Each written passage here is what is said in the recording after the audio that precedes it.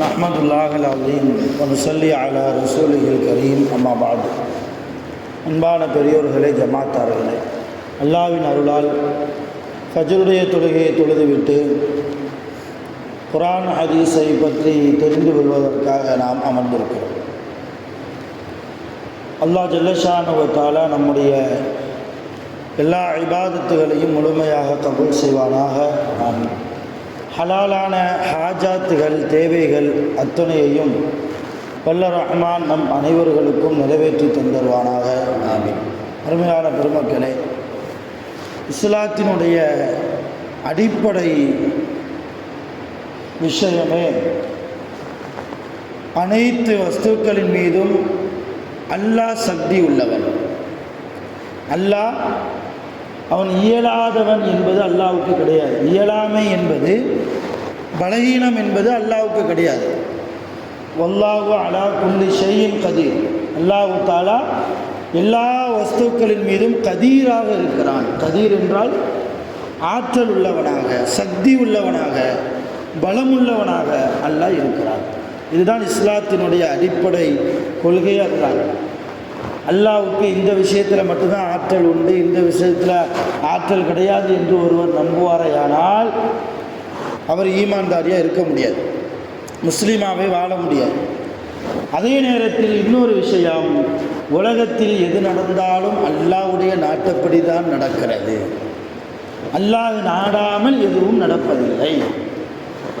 அல்லாஹ் ஆகு என்றால் அது ஆகிவிடும்.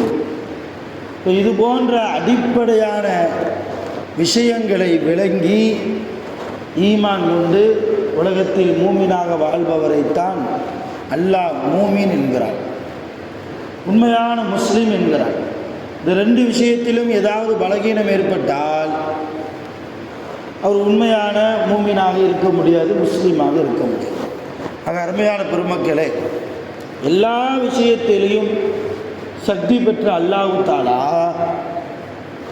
சில விஷயங்களை மனிதர்களுக்கு காரணமாக ஆக்கியிருக்கிறார். சில விஷயங்களை மனிதர்களுக்கு காரணமாக ஆக்கியிருக்கிறார். உதாரணமாக சொல்கிறதா இருந்தால், பசியை கொடுக்கிறது அல்லாஹ், பசியை கொடுக்கிறது அல்லாஹ். அவன் நாடிவிட்டால் பசி போயிடும். அவன் நாடிட்டால் இந்த அடியானுக்கு பசி ஏற்படக்கூடாது அப்படின்னு அல்லாஹ் நாடிட்டா யாருக்கும் பசிக்காது. யாருக்கு நாடுறானோ அவங்களுக்கு பசிக்காது. ஆனால் அல்லாஹ் தஆலா பசியை கொடுத்து விட்டு அந்த பசியை போக்குவதற்கு உணவை படைத்திருக்கிறார் இல்லையா? உணவை படைச்சிருக்கிறார். அதேமாதிரி நோயுள்ள ஒரு மனிதர், உடம்பு சரியில்லாமல் ஒரு ஆள் இருக்கிறார், நோயை கொடுக்கறது அல்லாஹ் தான். அல்லாஹ் நாடினால் சரி இவன் ஆரோக்கியத்தோடு வாழட்டும், நோய் நொடி இல்லாமல் வாழட்டும் என்று அல்லாஹ் நாடிவிட்டால் அந்த மனிதனுக்கு நோய் இருக்காது, உடம்பு ஆரோக்கியமாக இருக்கும். ஆனால் நோயையும் கொடுத்து விட்டு அல்லாஹ் தஆலா அந்த நோயை போக்குவதற்கு காரணமாக எதை வச்சிருக்கிறான்? மருந்துகளை வைத்திருக்கிறான், மருந்துகளை வச்சிருக்கிறான். இப்போ எதுக்கு அல்லாஹ் இப்படி காரணத்தை வைக்கணும்? அவன் ஆடிட்டு போயிடலாம் இல்லையா?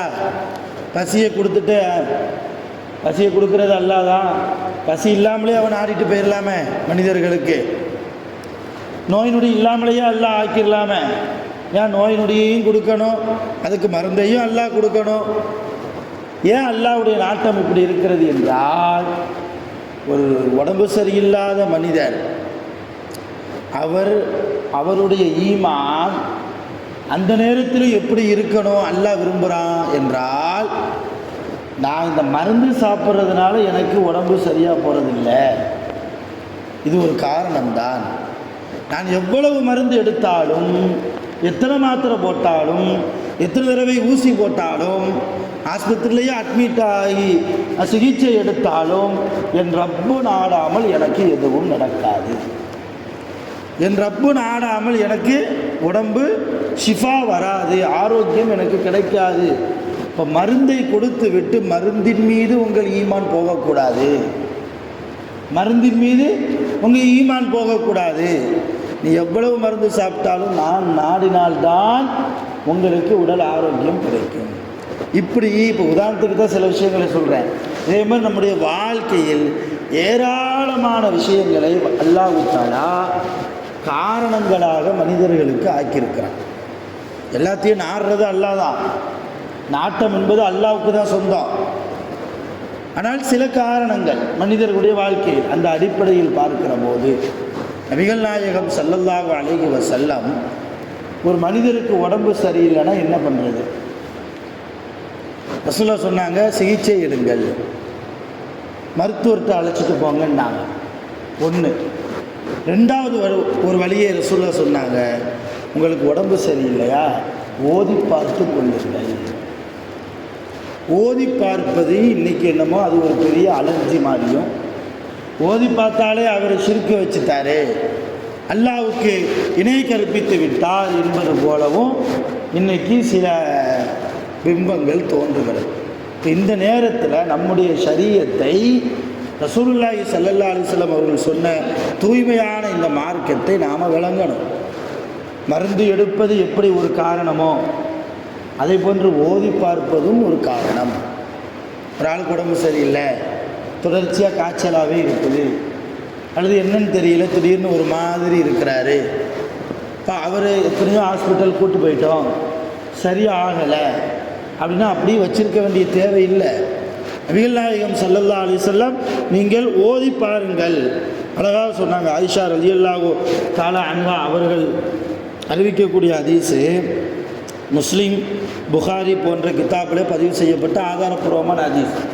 ஆயிஷா அம்மாவை கூப்பிட்டு ரசூலுல்லாஹ் சொன்னாங்களா, ஆயிஷா அம்மா சொல்கிறாங்க, கான ரசூலுல்லாஹி ஸல்லல்லாஹு அலைஹி வஸல்லம் யஅமுருனி அன் அஸ்தர்கிய மினல் ஐனி. இந்த கந்திருஷ்டி இருக்கு இல்லையா, பெரிய நோய். இன்னைக்கு கந்திருஷ்டி அப்படிலாம் ஒன்றும் கிடையாது அப்படின்னு சொல்லிக்கிட்டு இருக்கிறாங்க. கண்பாடு என்பது, கண்ணேறு என்பது நபி ஸல்லல்லாஹு அலைஹி வஸல்லம் அவர்கள் பாதுகாப்பு தேடிய ஒரு விஷயம். கண்ணேரை விட்டும் யா அல்லாஹ் என்னை பாதுகாத்து விடு என்று ரசூலுல்லாஹ் பாதுகாப்பு துவா கேட்ட ஒரு விஷயம் கண்ணேர். அப்படி யாருக்காவது கண்ணேர் ஏற்பட்டு கந்திருஷ்டி ஏற்பட்டு உடம்பு சரியில்லாமல் போனால் அவர்களுக்கு ஆயிஷாவே நீ ஓதிப்பார் என்று ரசூலுல்லாஹி ஸல்லல்லாஹு அலைஹி வஸல்லம் எனக்கு கட்டளை போட்டார்கள், எனக்கு ஏவினார்கள். யஅமுருனி அன் அஸ்தர்கிய மினல் ஐனி, எனக்கு ஏவினார்கள் என்று நபி ஸல்லல்லாஹு அலைஹி வஸல்லம் சொல்கிறாங்க. ஆயிஷா அம்மா சொல்கிறாங்க. இப்போ என்ன விளங்குறோம்? ஓதி பார்க்கறது ஷிர்க்குன்னா ரசூல்லாவே ஏவுவாங்களா? ரசூல்லாவே நீ ஷிர்க்கான காரியத்தை செய்ய யாரை பார்த்து? தான் மனைவியை பார்த்தேன், ஆயிஷா அம்மாவை பார்த்து சொல்லுவாங்களா? அதனால் ஓதி பார்ப்பது சம்பந்தமாக வரக்கூடிய ஹதீஸுகளை ஏராளமாக நம்ம என்ன செய்யணும் பார்க்கணும். அதே நேரத்தில் இஸ்லாம் தோன்றுவதற்கு முன்னால் உள்ள மக்களும் ஓதி பார்த்தாங்க. அறியாமை காலத்தில் உள்ள மக்கள் என்ன செஞ்சாங்க? ஓதி பார்த்தாங்க. இஸ்லாம் வருவதற்கு முன்னால் உள்ள மக்கள் ஓதி பார்த்தாங்கன்னா அவங்க எந்த வார்த்தையை கொண்டு ஓதி பார்த்துருப்பாங்க? குர்ஆனை வச்சு ஓதி பார்த்துருப்பாங்க. இஸ்லாம் நபி ஸல்லல்லாஹு அலைஹி வஸல்லம் அவர்களுக்கு 40வது வயது ஆன போது தான் நபி பட்டமே அல்லாஹ் கொடுத்தார். அதற்கு பிறகுதான் 23 ஆண்டுகளில் குர்ஆன் இறக்கப்பட்டது. இப்போ ஓதி பார்க்குறதா இருந்தால் எதை கொண்டு ஓதி பார்க்குறது? குர்ஆனுடைய ஆயத்தை வச்சு ஓதி பார்ப்போம். ஹதீஸில் நபி ஸல்லல்லாஹு அலைஹி வஸல்லம் அவர்கள் கேட்ட விசேஷமான துஆக்களை கொண்டு என்ன செய்வோம்? ஓதி பார்ப்போம். அல்லாஹ்வுடைய இஸ்மு பெயர்களை கொண்டு என்ன செய்வோம்? ஓதி பார்ப்போம். இதுதான் இஸ்லாமியர்களுடைய ஓதி பார்ப்பதனுடைய முறை. ஆனால் இஸ்லாம் வருவதற்கு முன்னால் அவங்க எதை வச்சு ஓதி பார்த்துருப்பாங்க? ஷிர்க்கு உள்ள வார்த்தைகள், இணை வைப்புக்குள்ள வார்த்தைகள் அடங்கிய வாசகங்களை கொண்டு என்ன செய்வாங்க? ஓதி பார்ப்பாங்க. அப்படி ஒரு பழக்கம் இருந்தது. அதைத்தான் ஒரு சஹாபி நபி ஸல்லல்லாஹு அலைஹி வஸல்லம் அவங்கள்ட்ட வந்து கேட்குறார். யார்? அவுஃப் இப்னு மாலிக்குல் அஷ்ஷாயின்னு அந்த சஹாபி பேர். அவர் வந்து கேட்குறாரு, குன்னா நறுக்கி ஃபில் ஜாஹிலியா, அறியாமை காலத்தில் நாங்கள் ஓதி பார்ப்பவர்களாக இருந்தோம். யா ரசூலல்லாஹ் கைஃப தரா ஃபீ தாலிக, அந்த ஓதி பார்க்குற விஷயத்தில் உங்கள் கருத்து என்ன அப்படின்னு அவுஃப் இப்னு மாலிக் ரலியல்லாஹ் ரசூலுல்லாஹ்ட்ட கேள்வி கேட்டபோது ரசூலுல்லாஹ் சொன்னாங்க, யஅருலு அலைய ருக்காக்கும், நீங்கள் எந்த வார்த்தையை கொண்டு ஓதி பார்ப்பீங்க, அதை என்கிட்ட ஓதி காமிங்கன்னாங்க, அதை என்கிட்ட சொல்லி காமிங்கன்னாங்க. உடனே அந்த அவுஃப் இப்னு மாலிக்குல் அஷ்ஷாயி ரலியல்லாஹ் என்ன செஞ்சாங்க, சொன்னாங்க ரசூலுல்லாஹ்ட்ட, இன்னும் இந்தந்த வார்த்தைகளை கூட நாங்கள் என்ன செய்வோம், ஓதி பார்ப்போம். அந்த வார்த்தையை கேட்டு ரசூலுல்லாஹ் சொன்னாங்க, லா பஅஸ பிர்ருகா மாலம் யக்குன் ஃபீஹி ஷிர்குன், எந்த ஓதி பார்த்தலுடைய வார்த்தைகளில் இணை வைப்புக்குண்டான வாசகங்கள் இடம்பெறவில்லையோ அப்படிப்பட்ட வார்த்தைகளை கொண்டு ஓதி பார்ப்பது அதனால் எந்த குற்றமும் இல்லை, அதனால் எந்த பிழையும் இல்லை. அதனால் நீங்கள் ஓதி பார்க்கிற இந்த வாசகங்கள் மிகச் சரியான வாசகங்கள், தாராளமாக என்ன செய்யலாம், நீங்கள் இதை கொண்டே ஓதி பாருங்கள் என்று நபி ஸல்லல்லாஹு அலைஹி வஸல்லம் அனுமதி கொடுத்தாங்க. யாருக்கு? அவுஃப் இப்னு மாலிக்குல் அஷ்ஷாயி ரலியல்லாஹு. இந்த ஹதீஸு முஸ்லீமில் 2200வது ஹதீஸாக இடம்பெறுகிறது. அப்போ இது போன்று நிறைய ஹதீஸுகள். அதே போன்று நபி ஸல்லல்லாஹு அலைஹி வஸல்லம் அவர்களுடைய சஹாபாக்களை கொண்ட ஒரு கூட்டம் ஒரு பகுதிக்கு போனாங்க. ஒரு அரபு மக்கள் வாழக்கூடிய ஒரு பகுதிக்கு பிரயாணப்பட்டு போன போது கடுமையான பசி அந்த சஹாபாக்கள். அப்போ அந்த அரபு கோத்திரத்தார்கள் வாழக்கூடிய அந்த பகுதிக்கு போய் சஹாபாக்கள் போய் கேட்டாங்க, எனக்கு ரொம்ப பசிக்குது, ஏதாவது சாப்பாடு இருந்தால் தாங்களேன். அப்போ அந்த கூட்டத்தில் உள்ள தலைவர், அரபு கோத்திரத்துக்கு உண்டான தலைவர், அவர் சாப்பாடு கொடுக்க மறுத்துட்டார். சாப்பாடெலாம் தர முடியாது போங்கன்ட்டார். சரின்னு சொல்லி வேறு வழி இல்லை, தான்கிட்ட இருந்த சில பேரிச்சம்பழங்களை மட்டும் சாப்பிட்டு கொஞ்ச நேரம் ஓய்வு எடுத்துகிட்டு போவோமேன்ட்டு அந்த பகுதியில் ஒரு நிழல் பகுதியில் போய் ஓய்வு எடுக்கிறாங்க சஹாபாக்கள். திடீர்னு ஒரு ஆள் வரார் சஹாபாக்களை நோக்கி. அவர் வந்து சொல்கிறாரு, எங்கள் தலைவருக்கு தேள் கொட்டி விட்டது, விஷச்சந்து, அது தேளோ பாம்போ கொட்டி விட்டது, நாங்கள் எவ்வளவோ சிகிச்சை செஞ்சு பார்த்தோம், எங்களுக்கு என்னதில்லை, அவருக்கு சிகிச்சை பலன் கொடுக்கலை, அதனால் உங்களுக்கு யாருக்காவது இது சம்பந்தமான சிகிச்சை தெரியுமா, எங்கள் தலைவருடைய உயிரை காப்பாற்றணும்.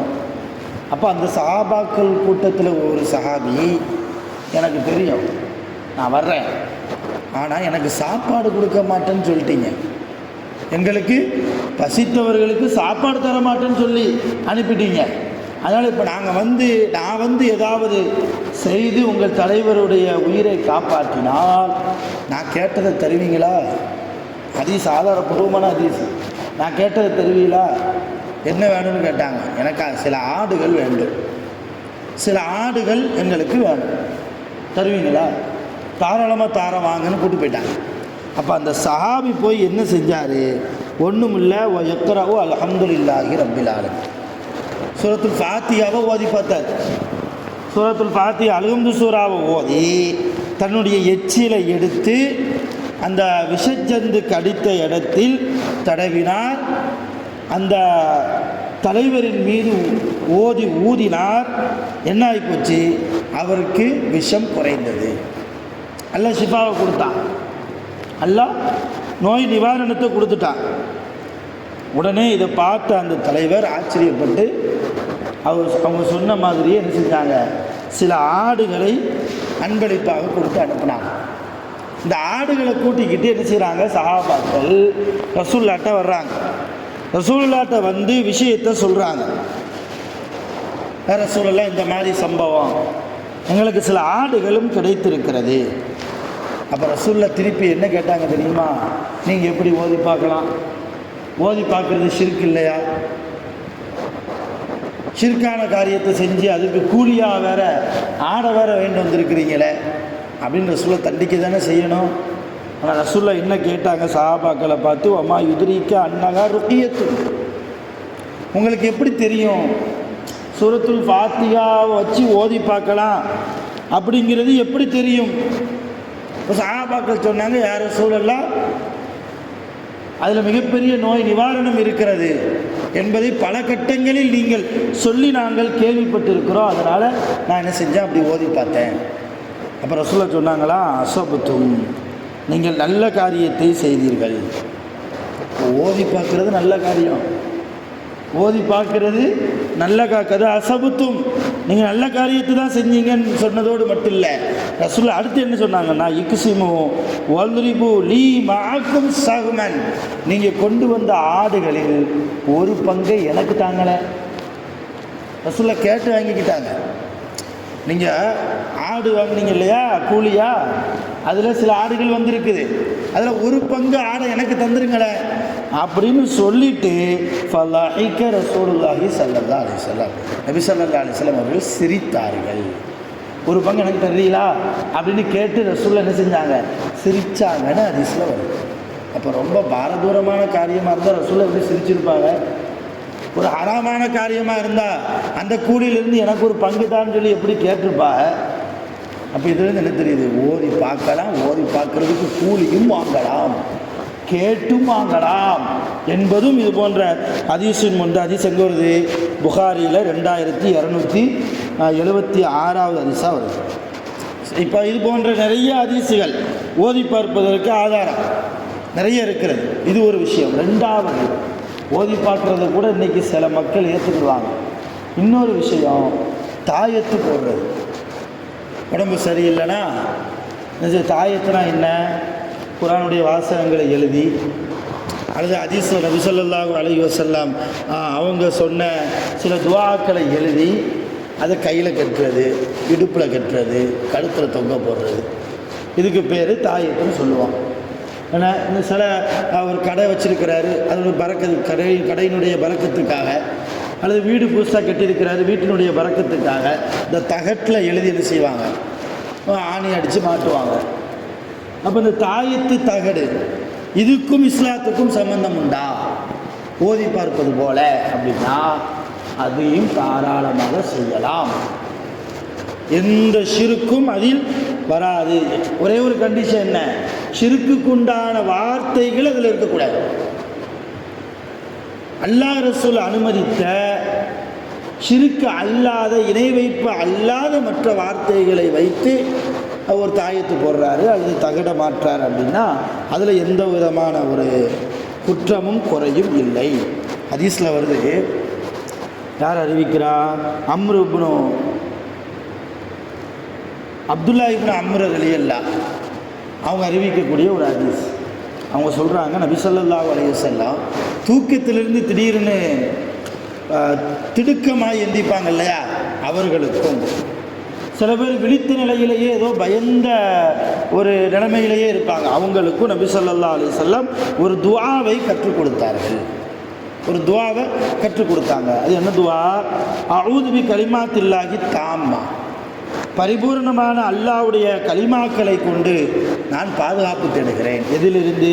மின் கலபிகி, அவனுடைய கோபத்திலிருந்து, வ இகாபிகி, அவனுடைய தண்டனையிலிருந்து, வ ஷர்ரி இபாதிகி, அவனுடைய அடியார்களுடைய தீங்கிலிருந்தும், வமின் அமசாத்தி ஷைத்தான், ஷைத்தானுடைய சூழ்ச்சிகளிலிருந்தும் தீங்கிலிருந்தும், வ ஐ யஹ்லுரோனி, ஷைத்தான் என அவனுக்கு முன்னால் ஆஜராகுவதை விட்டும் பாதுகாப்பு தேடுறேன். இந்த துவாவை கேட்டால் அந்த திடுக்கிடக்கூடிய அந்த சூழ்நிலை இருக்காது. ஏன்னா இப்போ இன்னகால் அன் தல்லுர்ரகு, எந்த இடைஞ்சலும் அவருக்கு வராது இந்த துவா ஓதுனா அப்படின்னு ரசூலுல்லாஹ் இந்த துவாவை கற்றுக் கொடுத்தாங்க. இந்த ஹதீஸை அறிவிக்கக்கூடிய அப்துல்லா இப்னு அம்ரு அவங்க என்ன செஞ்சாங்கன்னா, அவங்க யார்? ஒரு சஹாபி, ரசூலுல்லாஹ் காலத்தில் வாழ்ந்த ஒரு சஹாபி, அருமையான ஒரு தோழர். சஹாபாக்களை பின்பற்றுங்கள் என்றும் ரசூலுல்லாஹ் ஸல்லல்லாஹு அலைஹி வஸல்லம் அவங்க சொல்லியிருக்கிறாங்க. அவங்க என்ன செஞ்சாங்க, இந்த துவாவை அல்லிமுகா மண் பலகமி வலதி, தன்னுடைய பிள்ளைகளில் யாருக்கெல்லாம் பருவ வயதை அடைந்திருக்குமோ அப்படிப்பட்ட பிள்ளைகளுக்கு இந்த துவாவை கற்றுக் கொடுத்தாங்க. வமல்லம் எவ்வளவு மின்கும், அவங்களுடைய பிள்ளைகளில் யார் சின்ன குழந்தைகளாக இருப்பாங்களோ, பருவ வயதை அடையாத குழந்தைகளாக இருப்பாங்களோ அவங்களுக்கு என்ன செய்வாங்கன்னா, அப்துல்லா இப்னு அம்ர் ரலியல்லாஹு இந்த துவாவை கத்தபகா ஃபி ஸக்கி, ஏதாவது ஒரு வஸ்துல எழுதி, அதாவது பேப்பரில் காகிதத்தில் எழுதி சும்ம அல்லகஹா ஃபீ உனுகிஹி, அந்த குழந்தையினுடைய கழுத்தில் என்ன செய்வாங்களா, தொங்க போடுவார்கள். இதுதான் தாயத்து. இதுதான் என்னது, பேப்பரில் எழுதி அதை ஒரு கயிறில் கட்டி கழுத்தில் தொங்க போடுறது தான் என்னது. அப்போ சஹாபாக்கள் செய்த காரியம் தாயத்தை அணிகிறது.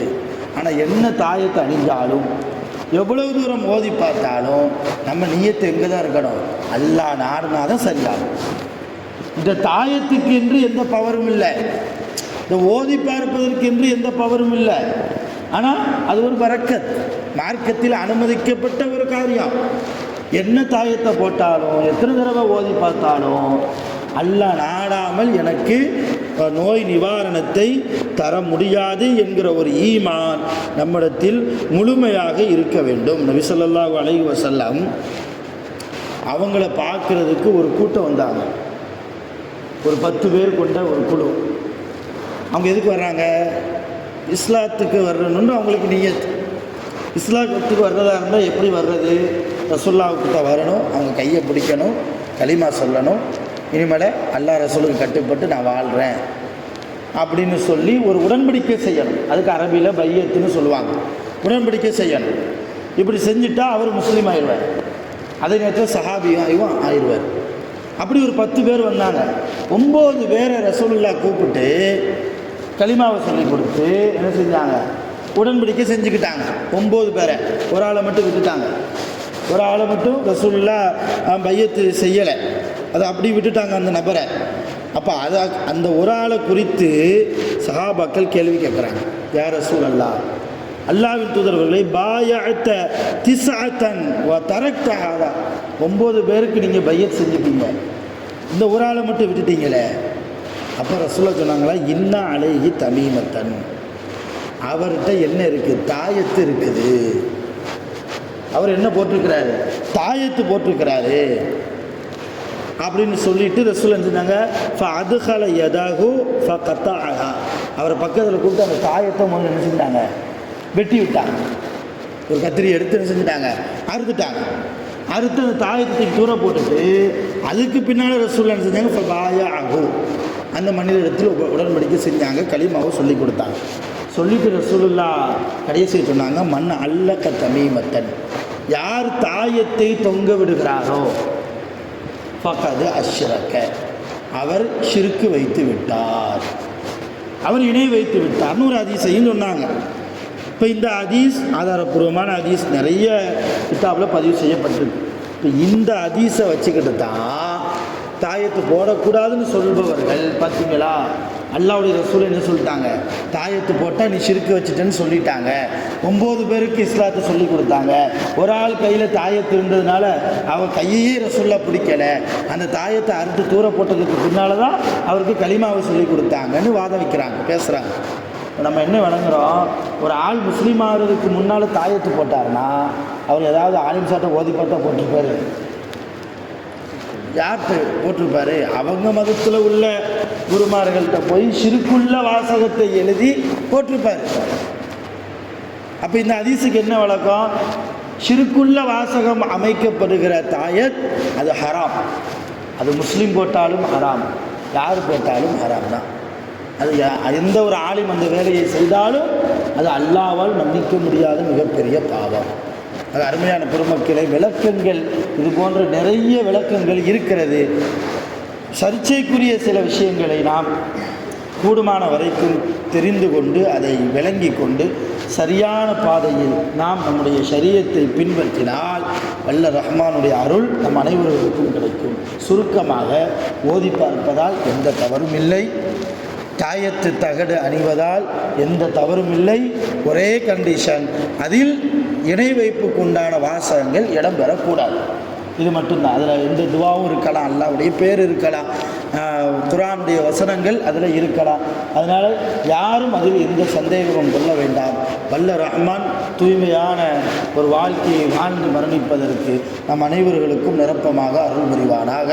நீண்ட ஆயுள் காலம் அல்லாஹ்வால் வழங்கப்பட்டு சாலிஹான நிறைய அமல்களை செய்து மரணிப்பதற்கு வல்ல ரஹ்மான் நம் அனைவர்களுக்கும் அருள் புரிவானாக. ஆஹிரு தஅவானா அல்ஹம்துலில்லாஹி ரப்பில் ஆலமீன். சுப்ஹானல்லாஹி பிஹம்திஹி சுப்ஹானக்கல்லாஹும்ம பிஹம்திக அஷ்ஹது அல்லா இலாஹா இல்லா அன்த அஸ்தக்ஃபிருக வ அத்தூபு இலைக். ஆமீன். சுப்ஹான ரப்பிக ரப்பில் இஸ்ஸத்தி அம்மா யசிஃபூன் வ ஸலாமுன் அலல் முர்ஸலீன் வல்ஹம்துலில்லாஹி ரப்பில் ஆலமீன். ஸல்லல்லாஹு அலா முஹம்மத் ஸல்லல்லாஹு அலைஹி வஸல்லம். ஸல்லல்லாஹு அலா முஹம்மத் ஸல்லல்லாஹு அலைஹி வஸல்லம். ஸல்லல்லாஹு அலா முஹம்மத் யா ரப்பி ஸல்லி அலைஹி வஸல்லம். அஸ்ஸலாமு அலைக்கும்.